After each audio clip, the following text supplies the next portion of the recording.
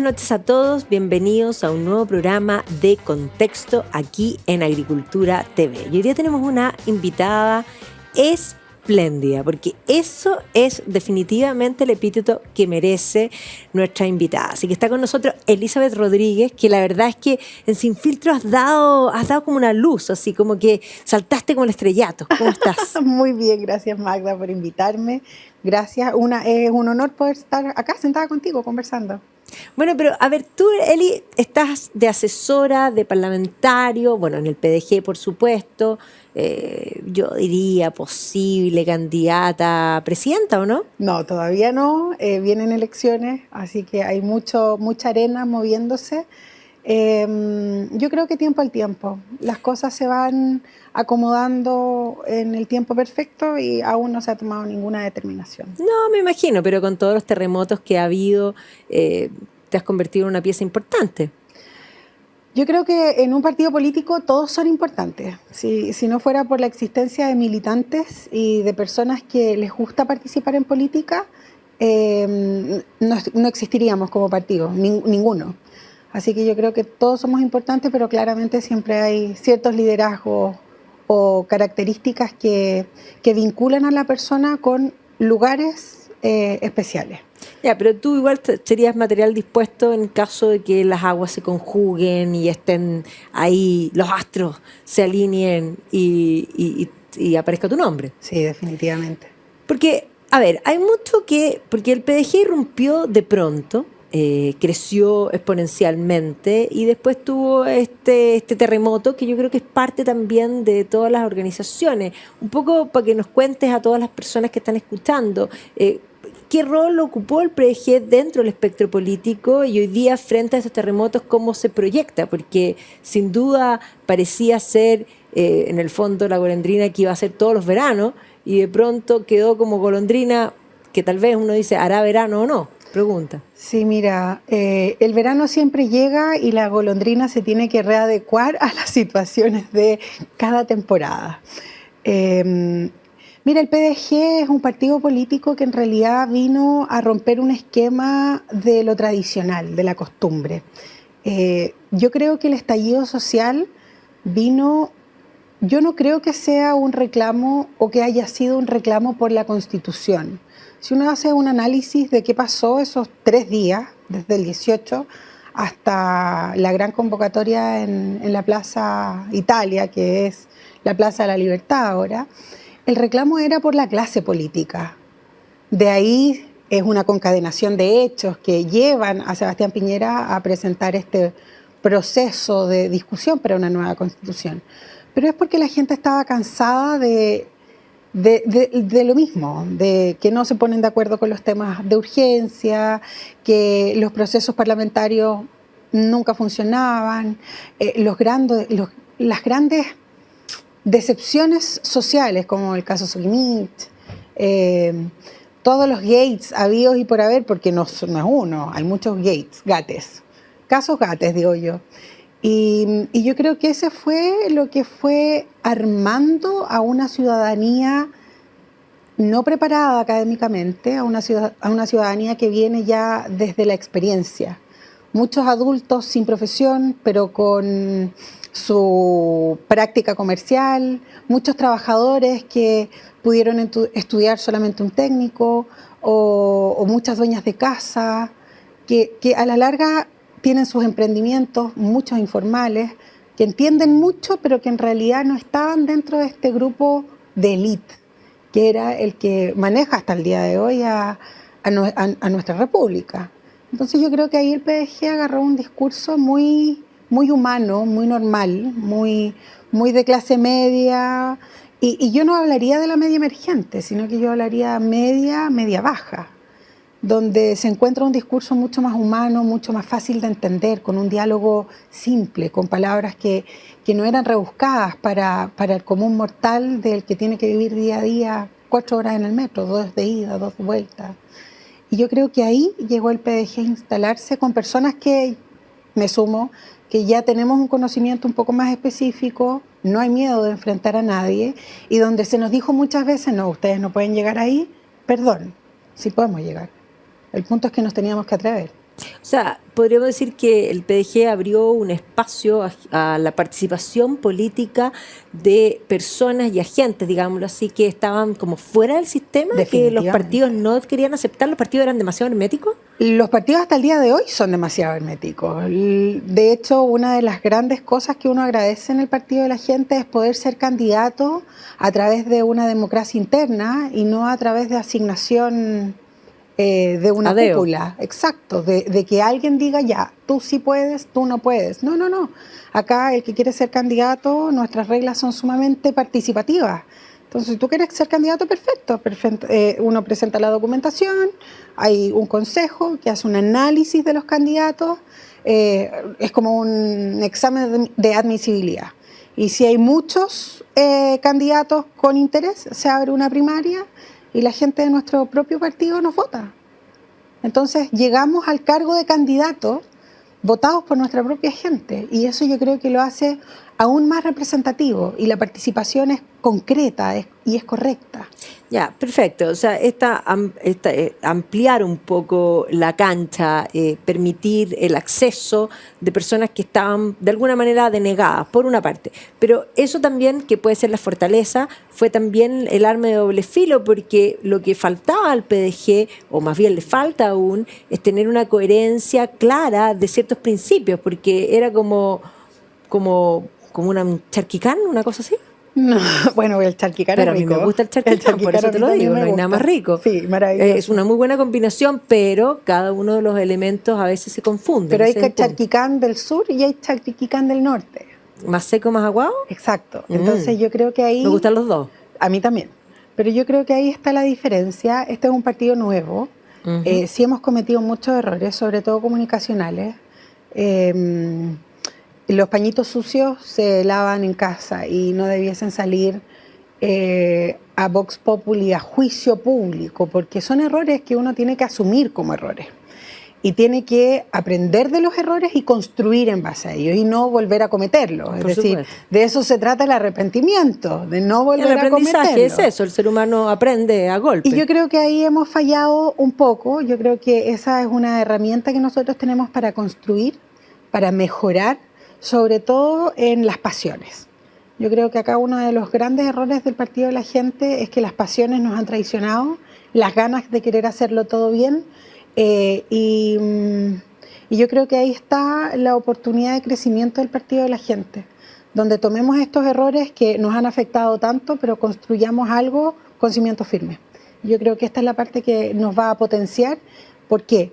Porque las personas que ahora van a trabajar, vienen alcaldes y concejales el próximo año, ya tienen ya una noción de qué es lo que no se hace y lo que sí se hace. Sí, pero una cosa es el hacer, que yo estoy de acuerdo que se pueden haber cometido errores y que, a ver, quien tira la primera piedra, el que no comete algún error, o sea, eso más allá del hacer. Yo creo que el problema, más bien lo que se ve desde fuera, es una declaración de principio. ¿Qué es lo que creen? Mira, ¿cuál es la creencia? Sí. Yo creo que ahí es donde falta como un cónclave, podríamos decir, filosófico. Sí, claro, nosotros nunca lo tuvimos. Cuando nosotros nos armamos y armamos los principios del partido, se tomó en consideración, yo creo que el creer de muchos. Después se hicieron campañas para el ingreso al partido a través, por ejemplo, del rechazo, y el rechazo tenía un cimiento de derecha. Sin duda, pero era muy amplio también. Exacto, demasiado amplio. Y eso es lo que ha generado, yo personalmente, esta es una opinión muy, muy mía, esto es lo que ha generado las diferencias internas dentro del partido. Porque claro, se requiere de una línea ideológica. Y para eso el Partido de la Gente ha propuesto un conclave, pero más allá del conclave, el Partido de la Gente siempre nos hemos determinado de centro, pero no de un centro dogmático, sino que de un centro de la gente. ¿Qué significa? Me preguntará. Significa que muchas de las políticas que nosotros trabajamos en el Congreso, que finalmente se reflejan en la vida de las personas, muchas cosas buenas tiene la derecha y muchas cosas buenas tiene la izquierda. Y el justo equilibrio es tomar lo bueno de ambas partes y poder trabajar en pos de la gente. Y yo creo que esta dogmática conservadora de la derecha no es la que representa el Partido de la Gente, pero esta dogmática dictatorial que tiene la izquierda en relación a no valores, porque eso yo siempre lo he dicho, es decir, valores morales se alejan mucho de las directrices de la izquierda, que al partido de la gente tampoco le gusta. Pero tampoco la conservaduría extrema. Es decir, debemos decir que sí somos un partido liberal, libertario, con muchos principios del socioliberalismo, y eso es lo que arma dogmáticamente al partido de la gente. Muchas personas de nuestro partido de verdad que no tienen el conocimiento cívico para poder determinar cuáles son, por ejemplo, los autores que determinan el socioliberalismo por una parte, o los autores libertarios como Kelsen. No tienen el conocimiento, porque uno se ha dedicado a trabajar.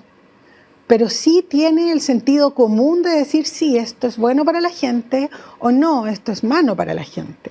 Y ahí estamos en pleno desarrollo y vamos a seguir trabajando en ello. Bueno, ahí hay un punto porque, bueno, tú estás de asesora de parlamentarios, ¿no es cierto? De varios, y un poco también abriendo el camino para mayor presencia parlamentaria, me imagino, del partido, y me veo como una carta probable y segura, ¿o no?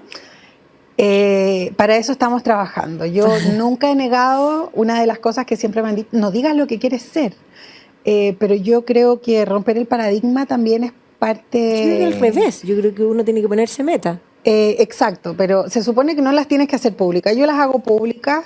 Yo siempre he dicho que una de mis metas es hacer una carrera política, dedicarme al servicio público, no desde de una línea específica de trabajo, no sé, una oficina, ¿no? Yo quiero hacer terreno, quiero conocer gente, quiero que eso se plasme en un trabajo legislativo, que lo estoy haciendo ahora como asesora, y espero que el universo confabule a mi favor, Diosito y todos los astros y los arcángeles y todos ayuden a que, aparte de mi trabajo y mi esfuerzo, lograr, sí, siempre un escaño en la Cámara de Diputados. Ya, bueno, tú dices, y ahí crecer. Por supuesto, en este rol público. ¿Qué necesita Chile, Eli? Chile necesita dejar la odiosidad de lado. Chile necesita retomar el diálogo desde el respeto, desde la grandeza, con altura de miras, sin dejar de reconocer que muchas veces es la disciplina la que genera un orden y que la disciplina no es mala. Muchas veces la disciplina se confunde con dictadura. Y la disciplina no es sino todo lo contrario a dictadura. Disciplina es querer que las personas crezcan. Y yo creo que lo que Chile necesita ahora es un espaldarazo a las personas para que se autodeterminen, que puedan crecer, que puedan desarrollarse, que puedan adquirir herramientas que le permitan no solamente al individuo, sino que al grupo social a los que las personas nos desarrollamos, ampliar la mira y no quedarnos con las metas de corto plazo, sino que con las metas mucho más a largo plazo, que nos permita crecer. ¿Tú crees que ha habido, en el fondo, cuando tú hablas de falta de disciplina, un poco lo que ha habido como país se han ido minando las instituciones y las reglas, y que de alguna manera en esa idea de que todo está permitido, finalmente se destruyen las bases, digamos, como de país y de orden, de bien, de mal, en forma objetiva, se diluyen de alguna manera las barreras? Sí, yo creo que hay una palabra que distingue lo que está pasando en Chile y que es el caudillismo. Yo creo que estamos inmersos en caudillos de movimientos sociales que han hecho que los partidos políticos, que son los que finalmente generan un escenario de seriedad en el proceso, no quiero decir político, no quería decir legislativo, pero político, sí ha mermado la disciplina republicana. La disciplina republicana necesita un orden, y ese orden no puede ser una veleta, no puede estar condicionada a un grupo de personas o al clima dependiendo del año.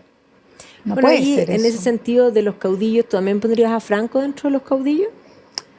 No, yo creo que Franco es una persona que tiene un discurso que fue tomado por este grupo de personas, como yo, y que está tratando sí de darle un orden diferente. No lo creo como caudillismo porque no es parte, y esto es importante, no es parte de los grupos de toma de decisión. Él fue un candidato presidenciable, pero no es asesor legislativo, no está dentro de las directivas de un partido, del partido político, es un adherente más.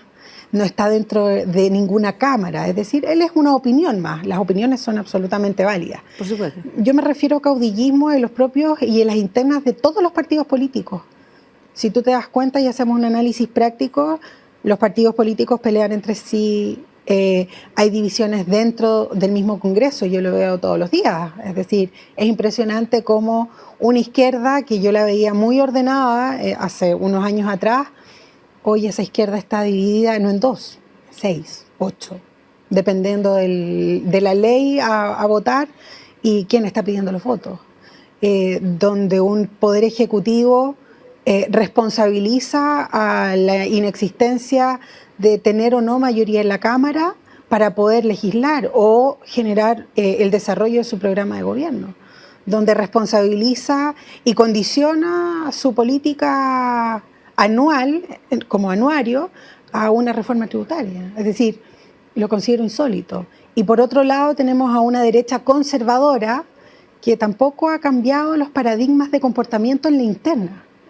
No ha retomado la gran crítica que le ha hecho la gente a la derecha, que por lo demás representó a Chile por muchos años después de la toma de la democracia nuevamente, donde si tú haces un análisis entre Michelle Bachelet, desde Patricio Aylwin hasta la fecha, siempre ha sido un tipo de gobierno de centro-derecha, indistintamente haya estado la concertación. Siempre ha sido un país enfocado en el libre mercado, en el desarrollo del libre mercado. En lo económico, sí. En lo económico, pero un equilibrio en el desarrollo social de una pobreza que tenía Chile, que era insólita, insospechada. Yo creo que cuando hablamos en la casa con mis hijos y les decimos de verdad que no teníamos teléfono, no había internet, amiguitos nuestros tenían el patio de tierra, no habían techo. Sí, claro. Mucha gente no tenía alcantarillado. Es decir, cuando llegamos el progreso social, podríamos decir, en lo económico es realmente evidente y abundante. Y de hecho, podríamos decir, es como meteórico el cambio. Sí, claro. Lo que pasa es que pareciera ser que las generaciones actuales dan por hecho, y un poco lo que tú me planteas ahí de tus niños y sus amigos, que esto siempre estuvo. Han olvidado el proceso, son las generaciones más jóvenes, no tienen esa noción de la carencia y por lo mismo, como consideran que siempre está ahí, no temen ni siquiera perderlo porque creen que es como, y tampoco como parte, como el aire. Y yo creo que actualmente la juventud actual tampoco tiene hambre. Y cuando digo que no tienen hambre es porque a los 40 años yo he visto a muchos colegas que siguen viviendo con sus padres. No estoy criticando de manera negativa. Lo que quiero hacer es que las sociedades crecen, los estados crecen en base al crecimiento de las propias personas del estado. Por supuesto. Y si vemos que hay un grado o un porcentaje muy amplio de personas que no crecen, que están estancadas porque todo llega, desafortunadamente afecta al desarrollo de un país. Y yo ahí apunto a que las personas, la juventud, nuestros niños tienen que tener hambre nuevamente de crecer. Del autovolador, sí, que sueñen con el autovolador. Yo me acuerdo que nosotros veíamos los supersónicos cuando éramos chicos. Sí. Y en qué año, y uno pensaba, ¿estaré viva para yo ver esto? No, de hecho cuando hablaban por teléfono con cámara uno decía, wow, y ya hablamos con cámara. Y la robotina, es decir, y ya tenemos una aspiradora que aspira y la dejas conectada en tu casa. O sea, esas cosas, la mejor amiga. Entonces, y el lavavajilla y un montón de cosas. Sí. Es decir, yo creo que hay que retomar desde un punto de vista positivo esa ambición de crecer, pero que todos crezcan. Sí, claro. Todos se suban a los patines. No puede ser que nos tengamos que bajar para darle la razón a un grupo de personas. Yo creo que esas personas que no han tenido las herramientas para crecer tenemos la responsabilidad de volver a darla. Y muchos me han dicho, es que eres demasiado soñadora. Y yo creo que ahí está. Yo sigo soñando, yo quiero soñar. Y una de las personas que me ha permitido volver a tomar esas palabras es Martin Luther King. Yo soy latina, viví por muchos años en otro país. Yo sé qué es ser extranjera. Yo sé, porque lo viví en carne propia, que es como un grupo de personas me preguntaban por mis papeles, si era legal o no era legal en otro país. Y yo creo que la discusión que Chile ha tomado y el rumbo que ha tomado estos últimos 2 años de odiosidad por no tener un orden es responsabilidad de nuestro sistema político. No hemos sido capaces de retomar el curso de una disciplina humana que nos permita abrazar a todos aquellos extranjeros que vienen a hacer el bien, aportar, y tener mano dura y firme con aquellos que no. Por supuesto. Y eso yo creo que afecta directamente nuestras directrices a nivel global como país. ¿Tú crees que en general, no digo en particular, los políticos, hablando macro, han estado más preocupados de ellos mismos y del bienestar personal? Y un poco esto se ha ido haciendo también al convertir al Estado en un botín que hay que repartir, más que en un algo que esté al servicio de las personas, que ha sido un poco, podríamos decir tal vez, que aquellos que conducen al país lo han intentado conducir desde la soberbia y no desde la humildad. Definitivamente, definitivamente. Es decir, copio cada palabra que tú acabas de decir. Sí, y yo creo que tú lo ves plasmado en los procesos de educación. ¿Y por qué hablo de la educación? Porque tú te das cuenta que hay un grupo de élite y cuando la gente en la calle escucha élite, son políticos. Estudiaron bien, generalmente la gran mayoría tiene estudios en el extranjero, que se cortó por muchos años en este país. El otro día lo hablábamos en Sin Filtro, la CONICYT, que era una de las organizaciones que maneja recursos para que nacionales que no tienen tantos recursos, estamos hablando que un posgrado en el extranjero en una universidad renombrada bordea, si no los $100,000 por debajo, un poquito más, dependiendo de la universidad. Un chileno acá son 15 millones de pesos. Estamos hablando que el sueldo mínimo son 410,000, 500,000 pesos el próximo año, pero siguen siendo montos que no permiten acceder a este tipo de perfeccionamiento. Y si nos vamos aún más abajo, el sistema preescolar. El sistema preescolar está nivelado hacia abajo, está nivelado como una sala cuna de guardia y no con proyectos que determinen un crecimiento real en nuestros hijos, donde el deporte no está directamente vinculado con el proceso de educación, donde tú tienes un ministerio de educación que está desmembrado de un ministerio del deporte, donde no se conjugan, donde las academias... La cultura tampoco. Tampoco. Es decir, los pilares que permiten el desarrollo social para llegar a un proceso de educación constante no las vincula. Entonces, si tú me dices... pero si tú haces un análisis de muchos de nuestros políticos actuales, pertenecen a algún club donde generen algún tipo de deporte, tienen una historia educacional en colegios estables, en colegios buenos, generalmente particulares, donde han estudiado, claro, muchos dicen estudié en el liceo 1, 2, 5, 7, pero generalmente son muy poquitos, muy pocos. Y sí pertenecen a una élite. Sí pertenecen a una élite, fueron designados a dedo, están en un grupo social donde a cualquier persona es muy difícil entrar, muy difícil. Tienes que pertenecer al club de Tobis de turno. Y hablo de Tobis porque las mujeres tampoco entramos de manera rápida y por capacidad. Hay que hacer pega, hay que esforzarse, te tratan de sacar. Para los procesos femeninos también es muy difícil este proceso del que estamos hablando. No, bueno, pero es que la política es así, porque donde entra uno tiene que salir otro. Entonces, básicamente es como, bueno, no sé, yo soy historiadora y cuando miro la historia, la política ha sido siempre lo mismo. Lo que pasa es que en el pasado se mataban, en el presente no se matan. Qué bueno en todo caso, qué por bueno. eso, no se matan con sangre propiamente tal, pero se desangran de otras maneras. Sí. Y básicamente es equivalente. Sí, yo creo que es aún más grave. Porque si tú matabas con sangre, bueno, en estricto rigor se perdía la conciencia. Ahora te matan generalmente Políticamente. políticamente y la imagen de una persona se logra destruir. Y muchas veces eso afecta a una Bueno, familia, a un pero entorno Winston social. Churchill decía que la guerra y la política eran muy parecidas, Sí, solo correcto. que en la guerra podías morir una vez y en la política podías morir varias Varias veces. veces. Y ahí por lo tanto puedes resucitar. Ahora, yo creo que si tú mueres en la política y tienes la capacidad de rearmarte, no está mal. El punto es que aprendas de tus errores y no los vuelvas a cometer. Y si los cometes, ten la capacidad de pedir perdón y volver a construir. Yo creo Ahora, que eso se trata. de acuerdo, pero el tema de esto, que ya que hablamos de que puedes resucitar, y que es cierto, tiene que ver también con que la gente y en general el electorado tiene muy corta memoria o ninguna, porque básicamente permiten que un político se recicle, por una parte, pero había una intención política precisamente de que no haya conciencia, que no haya memoria, que no haya conocimiento ni filosóficos ni históricos, porque entonces son mucho más manipulables.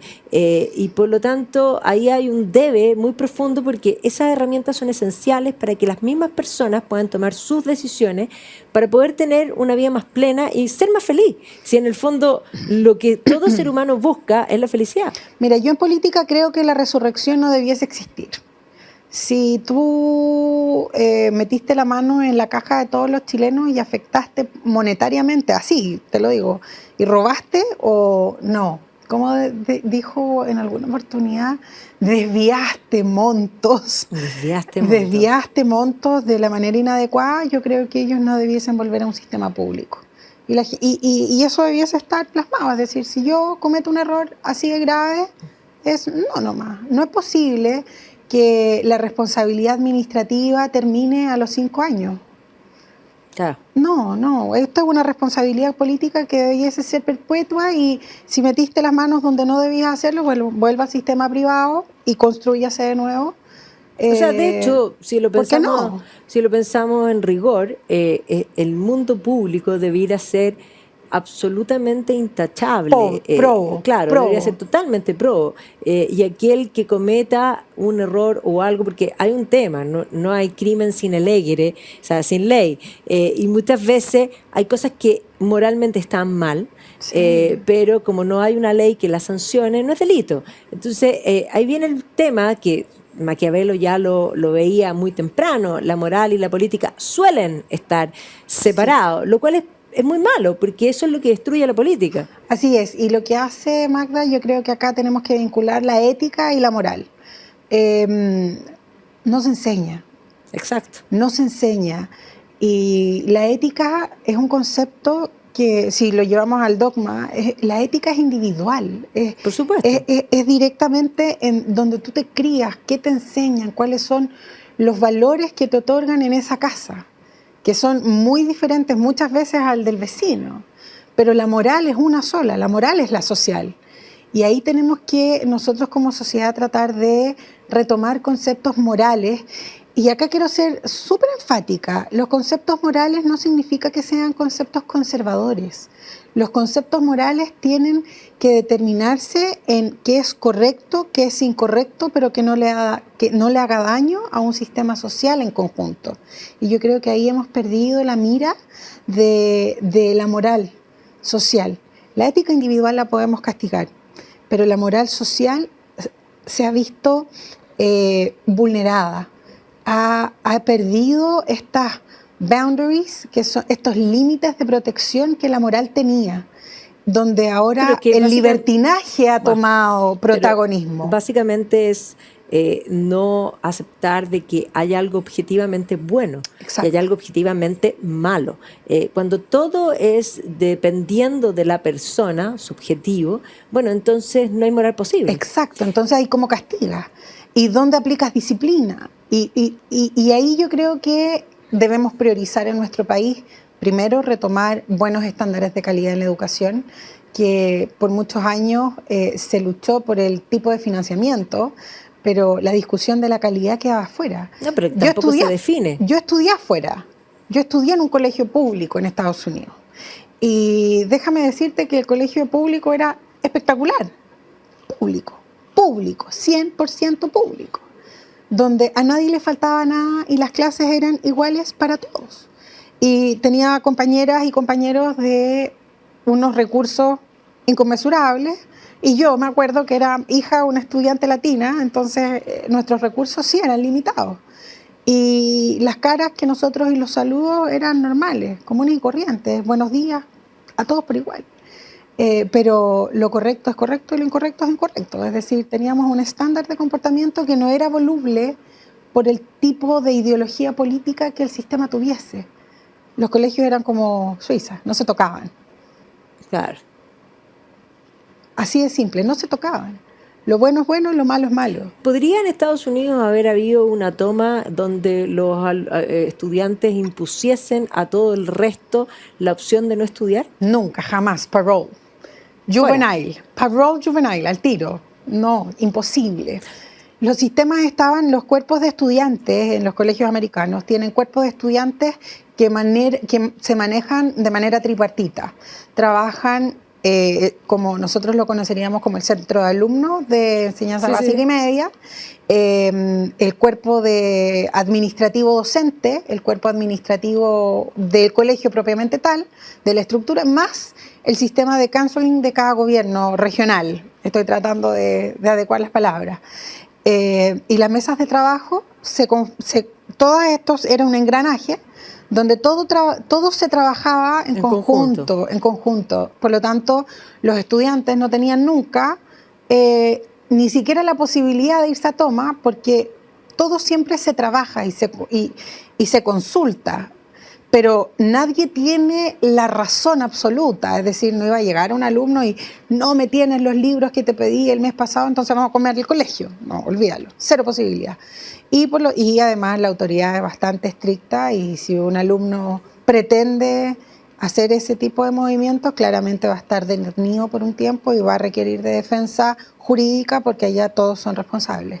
Bueno, aquí podríamos decir entonces que estamos viviendo una tiranía de las minorías dentro de los establecimientos escolares. Definitivamente. Yo creo que la falta de autoridad de las cúpulas políticas han perdido la eficacia y la eficiencia de controlar el propio sistema de educación, donde un grupo de jóvenes responsables penalmente se salen con la suya, cometen las atrocidades más grandes que podríamos conocer en educación, como por ejemplo quemar un colegio por dentro, quemar los libros. El costo para nosotros es altísimo como país, y lo hablo para nosotros porque son nuestras contribuciones, nuestros impuestos los que pagan esto, y donde tenemos una alcaldesa y una ministra que en algún minuto dijo que la ley de aula segura no había que aplicarla. La ley de aula segura estaba para algo, tiene un espíritu de construcción que no solamente protegía el derecho de los estudiantes a un debido proceso, a una defensa como correspondía respecto de los alumnos, pero también protegía a la comunidad escolar y sobre todo a los profesores, donde nosotros conocemos que el gremio profesor es un gremio muy difícil, ha sido un gremio que ha tenido su historia y que desde un minuto a otro esta norma los protegía de la insolencia de un grupo de adolescentes descontrolados. Y no aplicar este tipo de normas de verdad es perder el objetivo de por qué está el Parlamento. Nuestro poder legislativo está para crear normas en base a contextos. Si esta alcaldesa o la ministra tienen una idea preconcebida de la ley de aula segura, hable con su propio partido político, con sus representantes, y presente una modificación de ley, pero no llame a no aplicarla. A no aplicar la ley. Porque ahí estamos en un problema que nos afecta que afecta a también todos. A la institucionalidad. Definitivamente. Como un todo. A todos. Bueno, Eli, te agradezco esta conversación. O sea, yo creo que nos quedaron miles de temas pendientes. Sí, entretenido. Y un poco vamos a estar atentos de qué es lo que pasa en el partido, de qué rol juega Eli, sí, pero el Instagram es como de todos, así como... Sí, Eli.contigo. Eli contigo, eso. Sí, Eli como... contigo. Este es un nombre que nació de un gran amigo mío, ¿Ya? Que se llama Felipe Bravo, en una conversación en el aire, superflua. Yo decía, oye, me tengo que inventar un Instagram, un nombre artístico. ¿Qué hago? No, pues fácil, Eli de Caso. Eli, tomando el Eli sí. de Caso, Eli, ya, tomamos Eli, mantengamos mi nombre, Eli, y contigo. Y el Eli contigo estaba utilizado, no estaba disponible, así que dijimos, ok, Eli.contigo, así que un gran abrazo a mi amigo Felipe Bravo, que me ayudó con ese nombre. No, extraordinario. Y ha funcionado. Bueno, vamos a estar atentos qué pasa con Eli contigo, para ahora lo que se viene en el PDG y en la política en general, porque en el fondo tú entraste en este mundo político, pero uno, como dice, uno abre una puerta, se abren 3 ventanas y uno muchas veces va mirando a un lado, pasa algo y uno queda mirando para el otro lado. Mira, el otro día tuve la oportunidad de recibir una invitación muy bonita. Fueron muchas palabras de aliento de algunas personas del Partido Republicano, yo no lo niego, siempre lo he dicho. Pero no puede ser que yo me salga de un partido por el llamado de otro. Yo creo que el partido de la gente debe crecer, pero tiene y debe una aportar. valorización de tu persona, eso es lo que es importante. Y yo agradezco la confianza, vamos a seguir trabajando en este proceso político que tanto necesita nuestro país, Magda. Nuestro país necesita hombres y mujeres que tengan el hambre, las ganas de poder representar a aquellas personas que no tienen tiempo para autorrepresentarse. La democracia representativa tiene su origen, sí, por supuesto. Y tiene un porqué. Y ese origen y porqué es porque tenemos que permitir que nuestras personas en nuestro país crezcan. Sin duda. Y para eso tenemos que tener gente con altura de miras que permita el desarrollo de nuestro país. Así que para allá vamos y en eso vamos a estar trabajando. Vamos a estar atentos, Eli. Pues les agradezco a todos ustedes por habernos acompañado y nos vemos la próxima semana aquí en Contexto. Gracias, Eli. Gracias, Magda.